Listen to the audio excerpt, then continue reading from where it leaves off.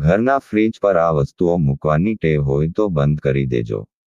વાસ્તુ દોષના કારણે વધી જશે ખર્ચા. ઘણા લોકોને ફ્રીજ ઉપર આ વસ્તુઓ રાખવાની ટેવ હોય છે.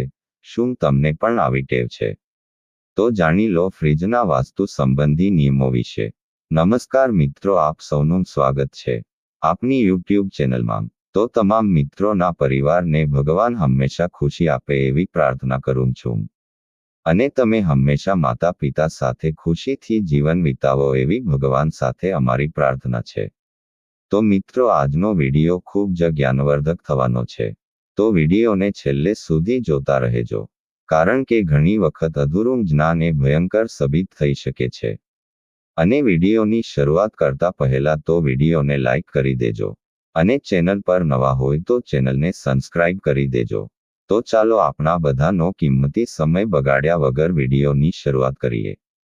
પૈસા અને સોનું વગેરે ક્યારેય પણ ફ્રીજની ઉપર ન રાખવું જોઈએ. વાંસના છોડને ક્યારેય પણ ફ્રીજની ઉપર ન રાખવો જોઈએ.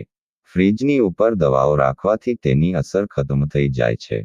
આજના સમયમાં રેફ્રિજરેટર દરેક ઘરમાં ઉપયોગ થતું જરૂરી મશીન છે. લોકો ઘણીવાર અજાણતામાં કેટલીક એવી વસ્તુઓ ફ્રીજમાં રાખી દે છે, જેને રાખવાથી તેમને ભવિષ્યમાં પૈસાની ખોટ સહન કરવી પડે છે. આવો જાણીએ ફ્રીજના વાસ્તુ સંબંધી નિયમો વિશે.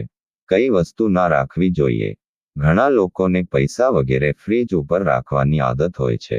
વાસ્તુશાસ્ત્ર અનુસાર પૈસા અને સોનું વગેરે ક્યારેય પણ ફ્રીજની ઉપર ન રાખવું જોઈએ. તેનાથી વેપારમાં નુકસાન થઈ શકે છે.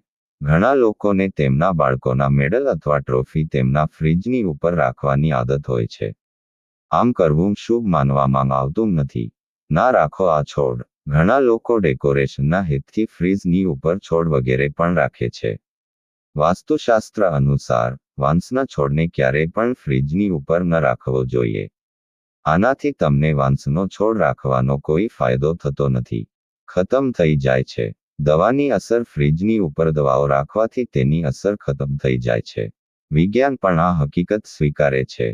ફ્રીજમાંથી નીકળતી ગરમી દવાઓ પર અસર કરે છે. ફ્રીજને કઈ દિશામાં રાખવું એના વિશે જોઈએ. કઈ દિશામાં રાખવું ફ્રીજ? રેફ્રિજરેટરને હંમેશા દિવાલથી ઓછામાં ઓછા 1 ફૂટ દૂર રાખવું જોઈએ. ઘરમાં સુખ શાંતિ બનાવી રાખવા માટે રેફ્રિજરેટર હંમેશા પશ્ચિમ દિશામાં રાખો. આ સિવાય દક્ષિણ પશ્ચિમ દિશા પણ શુભ માનવામાં આવે છે.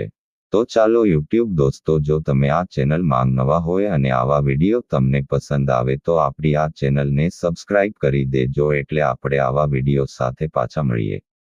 તો તમામ મિત્રો અને તમામ મિત્રોના પરિવાર હંમેશા ખુશીથી જીવન વિતાવે એવી ભગવાનને પ્રાર્થના કરું છું.